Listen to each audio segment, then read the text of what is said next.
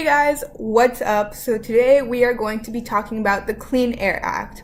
And so before I begin, I promise not to make this too depressing. There will be a upside at the end of this video where I'll share with you resources, because I know I usually don't do that and I just leave you guys out depressed and stuff and whatnot. So today there will be a positive at the end of this video. Just keep watching to learn about the Clean Air Act.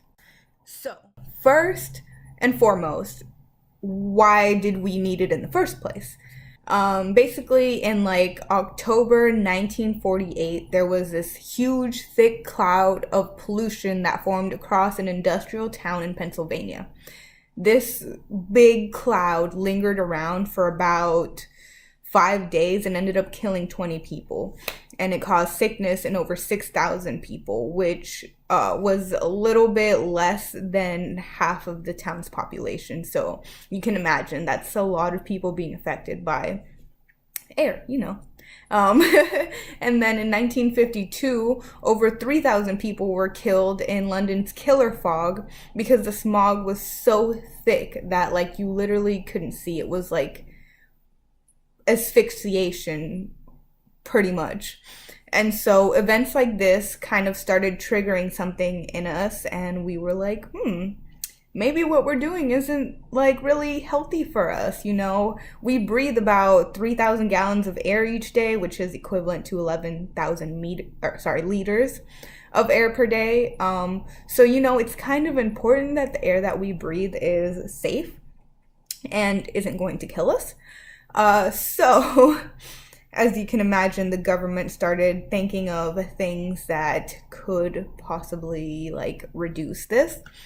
And so legislation was first introduced in, I think, 1955. It was called the Air Pollution Control Act, but they changed it. So in 1963, it became the Clean Air Act of 1963. And this basically just established funding for research. It didn't really give them authority to do anything with it, though. That is until Nixon came along, and I know a lot of people dislike Nixon for other reasons, but in all like reality, he is the president that signed into legislation the most environmental regulations than other presidents. Nixon ratified the Clean Air Act. He established clean air standards and emission limits. And then he also gave them more authority to enforce them. And while again, we know things look really good on paper, and then the implementation of them isn't always as well. In 1990, when they later expanded the Clean Air Act, it actually gave them even broader authority to implement the regulations, and then it ended up helping more. So after the 70s, the 6 commonly found air pollutants were decreased by over 50%. The air toxins from large industrial sources such as chemical plants, petroleum, refineries, paper mills, all those things reduced by over 70%. Cars were beginning to be built with more than 90% cleaner. At that point, it was just cleaner. And then the production of most ozone-depleting chemicals ceased. So, what is in the air? I mean, again, breathing is almost like a hobby. We breathe in a lot of air per day. I'm breathing right now. You're probably breathing right now. There's like no way that neither of us could be breathing right now. Sorry. Talking about breathing makes me need to breathe.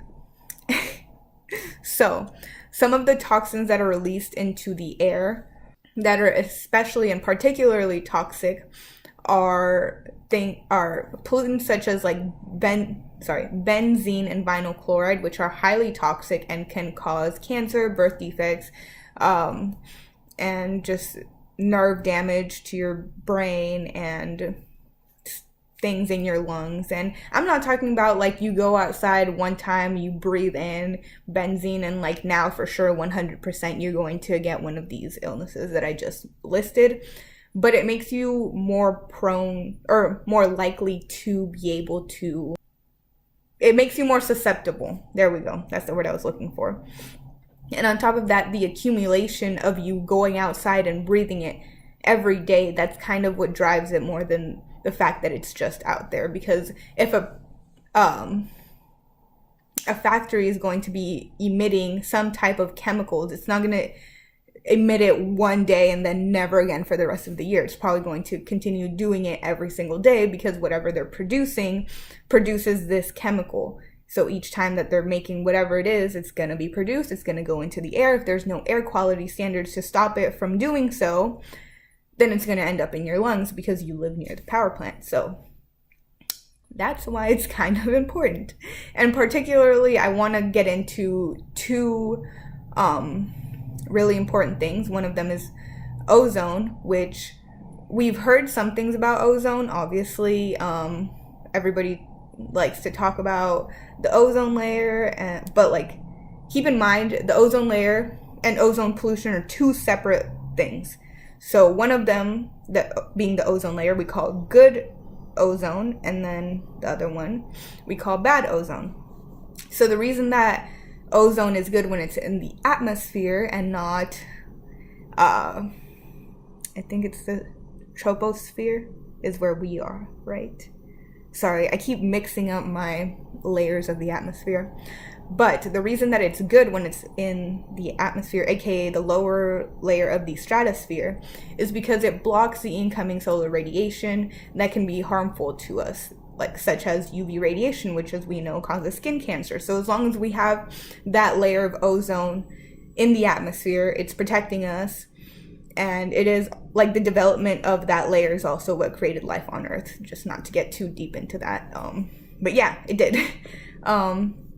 Ozone pollution at a ground level is what traps all the pollutants in one area, which is kind of what happened in London, where like it was just like this little bubble of pollution that just got into everybody's lungs and like killed everyone.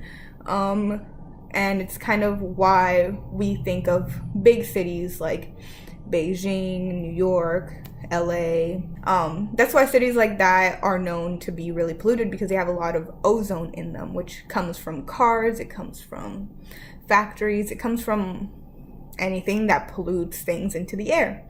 And so, but as we know, clean air standards are burdensome to companies to follow through with, because it's burdensome for them to provide us with clean air. Not my words, our president. So if you want to get mad at anybody for the increasing ozone pollution, there you go. Let me just move on to particulate matter, which is like super also important, because this is what can get into your lungs.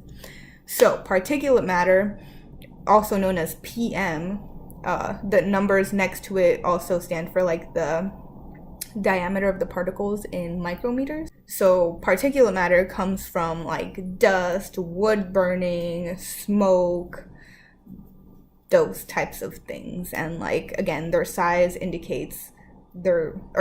number indicates their size. So the PM10 is a lot easier for you to protect yourself from than PM2.5, because for example, if you live in a polluted area, which I was actually just talking to somebody who used to, and he said that when he would go running and come home, and if he had like a white towel and wiped his face, the towel would end up black because of all the particulate matter. So that's just an example. Like that would be PM10, because like you can see it, and that you can protect yourself from by wearing a like one of those masks, because they're small particles obviously, but they're small enough to get trapped and not go into your lungs, whereas PM 2.5 is a lot smaller, and it's a lot easier for you to inhale it, and then that then leads to respiratory issues because you can breathe it in so easily. So those are kind of the big things here that are an important factor to the reason that we have air quality standards, and why it's important for us to have legislation that keeps companies in check. Because if they are emitting like coal power plants, if they're emitting this stuff into the air, people that live in that vicinity are obviously the ones that are going to be more affected. And traditionally, we know it's usually people of color or of lower like social economic status, because they're the ones that can afford to live in those houses that are near that area, because they're usually cheaper. And then that's going to go into like another cycle. But needless to say, what is the current administration doing? So I can't film this part without getting like kind of pissed. So this is what we're gonna do. I'm just going to read to you guys what is on here, and you'll probably see my reaction to it as I'm reading it, and then let me know what your thoughts are. So on October 11th, 2008, the Environmental Protection Agency disbanded the Particulate Matter Review Panel. So in the past, the panel provided advice to the EPA's Clean Air Scientific Advisory Board, also known as CASAC, which is responsible for reviewing the National Ambient Air Quality Standards, also known as NAAQS, for criteria pollutants.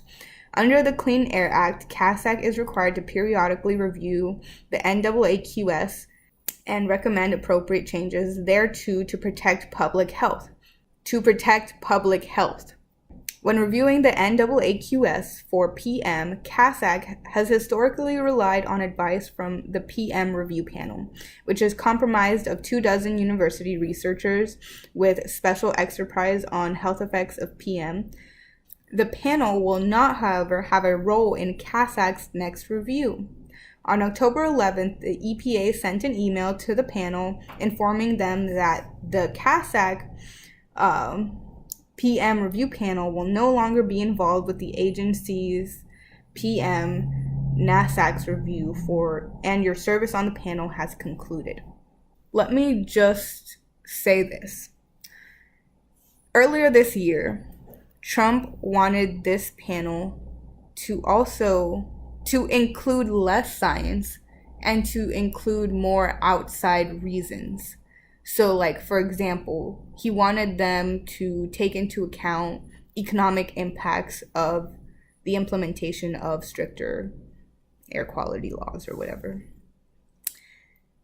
Which, again, as I said earlier, he wants it to be easier for plants to pollute because it's burdensome for them to have high air quality standards.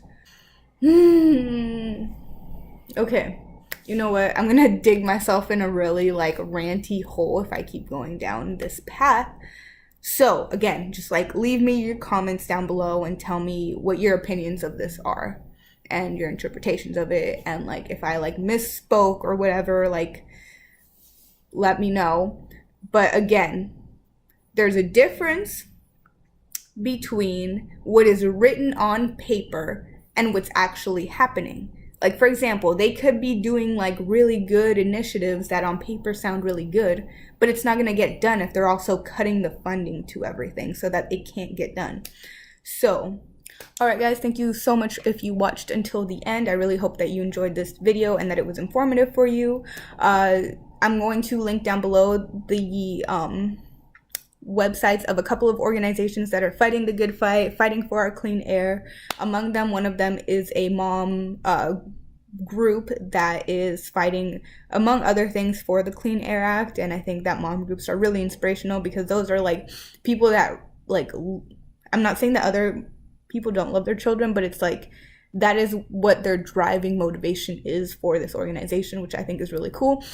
And historically, there have been mom groups that have pushed and made big changes. So I think that they definitely are up there. Also, I linked down below Friends of Trees, which is an organization that I know for sure works in Portland. I don't know if it's nationwide. But they do like projects with schools and stuff, and like they get kids to go out and plant trees, and trees are one of the cures for these issues because the more trees that we have, the more carbon dioxide and pollutants that they pull out of the air, and they also give us shade, which like lowers our air conditioning costs. So like there's a lot of benefit to having trees, of course, as you could probably guess. But I'm just gonna leave it here. Also, don't forget to like and subscribe and comment on this video. Additionally, I did make a vlog channel that's in English and Spanish. You should check that out and let me know what you think about it, because yeah, it's kind of like my fun channel. Like, there's gonna be educational, and then that one's gonna be like more personal. So go check that out if you are interested. And don't forget to hug a tree. Mocha's right here. Fro's about to jump on the bed, so I'll let you guys watch that.